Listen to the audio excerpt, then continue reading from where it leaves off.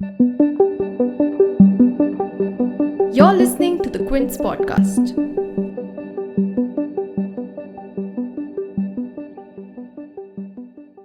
Supplements, pills, drugs. Which ones should you have? Which ones should you avoid?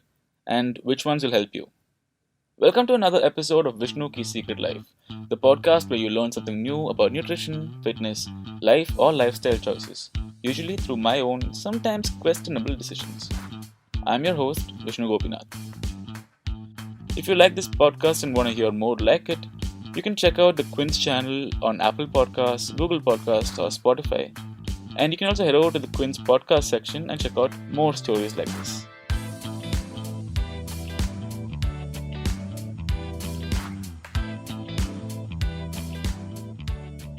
Today we're going to talk about something that's often neglected: supplementation.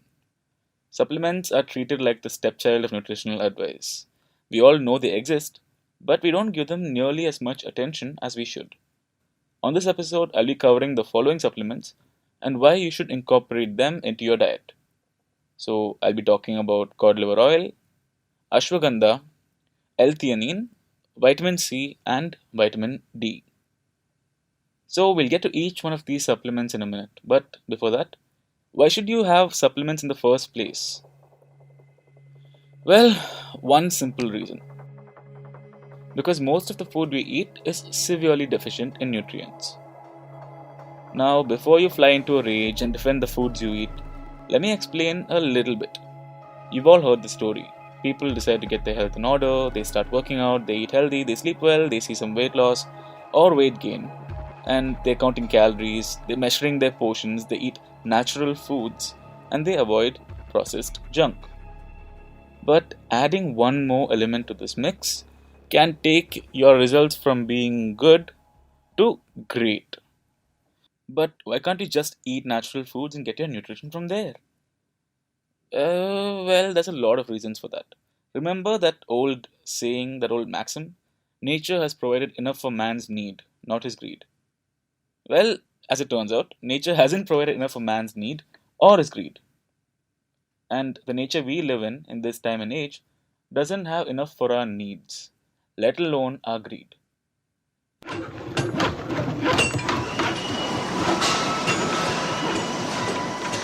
Years of industrialization, toxic gases, environmental pollution, destruction, along with science and technology that is basically designed to maximize a product's shelf life, taste, and give you the most output possible. All of this has stripped most of our food of a lot of its nutrition. So, for example, an apple that's grown today in 2019 doesn't have the same nutrition profile, taste, or size that an apple grown like say 200 to 300 years ago has. So it doesn't taste the same, it doesn't look the same, it doesn't feel the same, it's not as nutritious.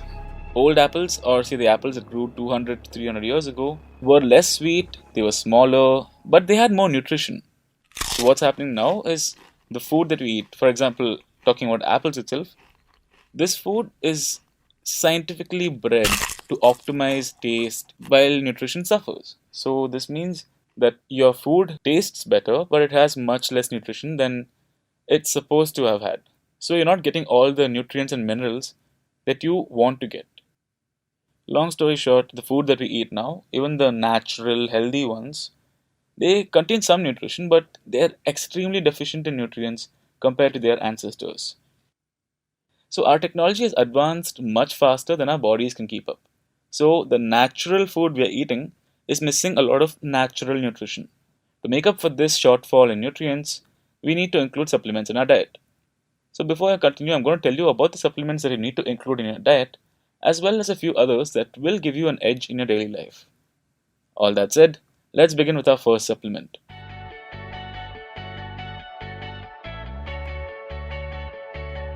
We're going to start with something really basic. It's an essential supplement that you've probably heard tons about, but you probably haven't included it in your diet. Cod liver oil. Cod liver oil or fish oil is one of those supplements that you always hear about, but usually never get around to trying. So why cod liver oil? What does cod liver oil do? And Why am I recommending you include it in your diet? The short answer is omega 3 fatty acids. Now, the long answer is a little bit more complicated. Here it is. Cod liver oil, fish oil, or shrimp oil are all really rich sources of omega 3 fatty acids. Our bodies can produce most kinds of fatty acids except for two. These are omega 3 fatty acids and omega 6 fatty acids. You need to get these from your diet, aka your food or your supplements. Now, your body can't tell the difference between these two fatty acids, and it uses whichever is available for its functions. But the problem is, the way your body reacts to these two fatty acids is extremely different. Omega 3 fatty acids are good for your health. They reduce oxidative stress, they are anti inflammatory, and they generally make you feel better overall. Omega 6 fatty acids do the exact opposite. They stress your bodies out, they increase oxidative stress, they lead to inflammation, which can eventually lead to a whole bunch of nasty things like arthritis, high blood pressure, heart disease, and a whole bunch of other diseases that we very lovingly like to call lifestyle diseases. So, your body needs to maintain the ratio of omega 3 to omega 6 fatty acids. And this ratio in a healthy person is supposed to be 1 is to 1, which is 1 part omega 3 to 1 part omega 6. But most modern foods and the oils that we get in these foods, they're extremely high in omega 6 fatty acids.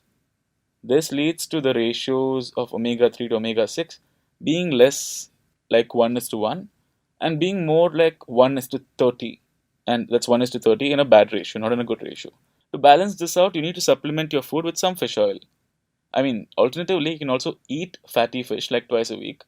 But if you don't have access to good quality fish, then you should include these supplements. Also, they're cheaper and easier to eat regularly. I mean, it's not, you can't always get fatty fish everywhere. If you live like in the heart of a very landlocked area, like say Delhi or say some central place that doesn't have a coast, it's not easy to get fresh fatty fish. So try and include cod liver oil supplements, and it's one of those supplements that I have had regularly. I usually try and have 900 milligrams to 1200 milligrams a day. You can take more or less depending on your body and your personal requirements. Do some quick research online or, speak to your nutritionist, and you'll be able to figure this ratio and how much you should have out fairly simply. Next, let's take a look at something I haven't mentioned earlier. It's this fun little thing called ashwagandha. Now, all of the aging men who are listening to this podcast, don't give me the nudge nudge, wink wink. You know what I'm talking about. Look, ashwagandha has more than one use, and we're going to talk about those uses. So, anyway, most scientific studies will call ashwagandha an adaptogen. An adaptogen is something that helps you adapt to things better. And what ashwagandha does is it makes it easier for your body to handle or adapt to stress, both physical and mental. But in India, it's used more as a male enhancement pill.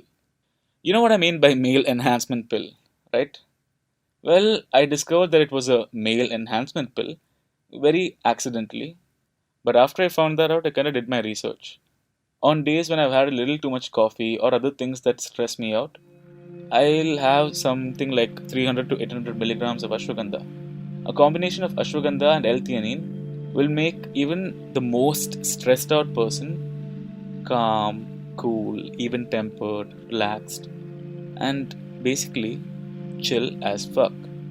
So, ashwagandha is great for handling stress. But before you go off just popping ashwagandha like candy, there are a few side effects that I noticed when I would take it. So I'm just going to tell you about those. Like the first one, I'd feel much colder. For some reason, ashwagandha made me feel really, really cold. And I don't know whether this was because my body's core temperature dropped or because my sensitivity to cold went up. But within 30 minutes of having it, I'd be a lot likelier to be feeling like cold chills and be like and stuff. The second side effect is also the reason a lot of people use it. Because ashwagandha boosts your sex drive like mad. When I take ashwagandha regularly, my libido would go through the roof. which is good for some people, yeah. But for me, it's a problem because I already have a high sex drive. I'm not humble bragging here. I'm not showing off very, like subtly. The problem is I already have a fairly high sex drive. That combined with ashwagandha would basically mean that my libido is going through the roof. I would be turned on all the time and unable to think about other things, which might be good for some people, but for me, it just becomes a distraction. I mean, I'd be working on something, and the smallest little thing or distraction would lead to me becoming, distracted. So be careful how you use it, especially if you have an already high sex drive.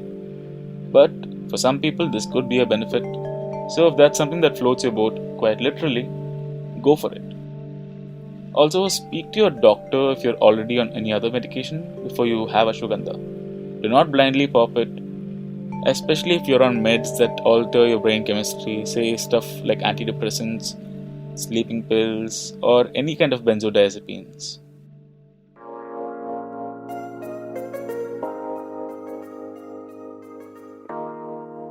Next, we have one of my favorite supplements, and I've talked about this before, and I like to call it the king of good times.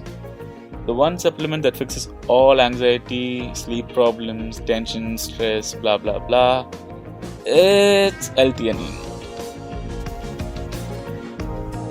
So I've already done a full dedicated podcast about L-theanine. I'll leave a link to that in the show notes. But in a nutshell, L-theanine is an amino acid that's extracted from green tea. It's used for dealing with social anxiety, if you have trouble sleeping, general stress, and the jitters that come from having too much coffee. So I don't know if you've experienced this because a lot of people I know don't feel it, but when I have too much coffee, I get a lot of anxiety. I get very anxious, my heart rate goes up, I'm more stressed, I'm more worried, and basically I'm just very on edge. But what happens is, if you have L-theanine plus caffeine, you get all the benefits of coffee, which is the increased focus, the feeling awake thing, all of it, minus the anxiety, the jitters, and any unpleasant effects that caffeine usually has. In fact, L-theanine plus caffeine is my go-to supplement stack. The two of them work beautifully together. They make you feel productive and focused, but without the tension and the extra anxiety. Again, like I said earlier, I'll leave a link to my podcast on L-theanine in the show notes. So check that out. It's definitely bound to help you. So I supplement with L-theanine to become the best version of myself. And I do really feel like L-theanine makes me my best version because when I have it, I have very little social anxiety, which means I can be funnier, I can be more spontaneous without any of the inhibitions and fears that I usually feel. I'm sure this happens even to the best of us, the people with the most outgoing personalities, the most fun people, the most exciting people. You get a sense of social anxiety sometimes, the sense that you're under a scanner. And what L-theanine does is it reduces those inhibitions and those anxieties.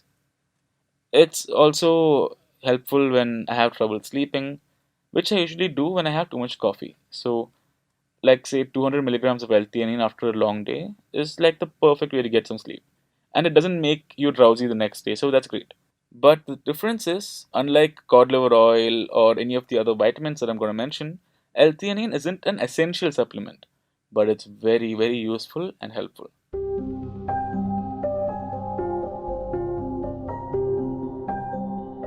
The last supplements that I'm going to talk about are vitamin C and vitamin D. Both of these vitamins are extremely important for your health. You can get vitamin D from sunlight, and you can get vitamin C from either leafy vegetables or oranges and other citric fruits. But again, getting your daily requirement from these sources alone is tough to do. I mean, you should always try and get your nutrients from natural food sources, but in case you can't, it's always good to have a supplement to go to. So what would happen is, when I was eating a very high protein, low carb diet, I would often miss out eating like vegetables and fruits, and that meant missing out on a lot of essential minerals and nutrients.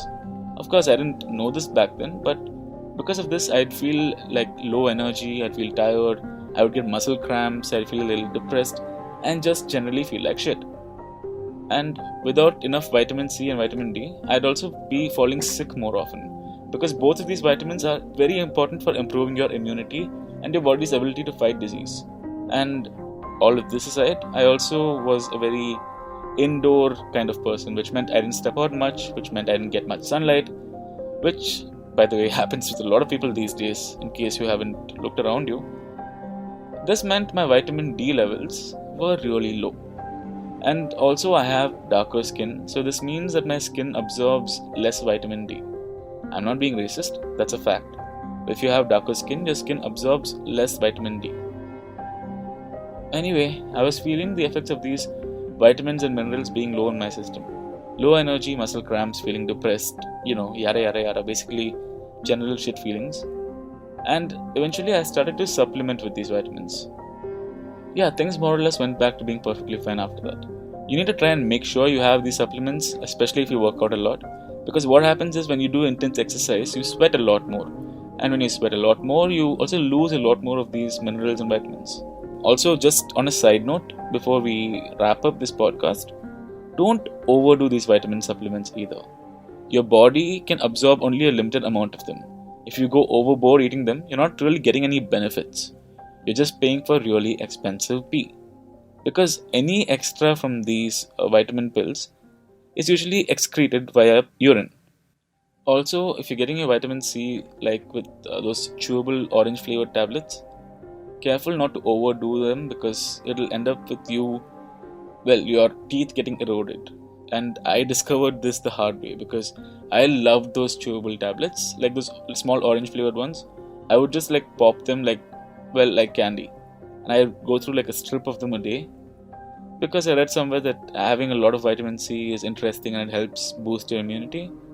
But if you eat a lot of this vitamin C chewable tablets, what happens is your teeth start getting eroded away because it's acidic. So I felt like a lot of bleeding gums, tooth pain and stuff. Anyway, as far as supplements go, this should be a great place to start. Don't overdo any of them, but also don't be afraid to include these supplements in your diet. Write into us or reach out to me on my Twitter handle if you have any doubts. I'll leave links to all of those in the show notes. That's all we have for you on this edition of Vishnu Ki Secret Life. Join us again next time, where I'll be talking about something maybe as interesting, if not more so.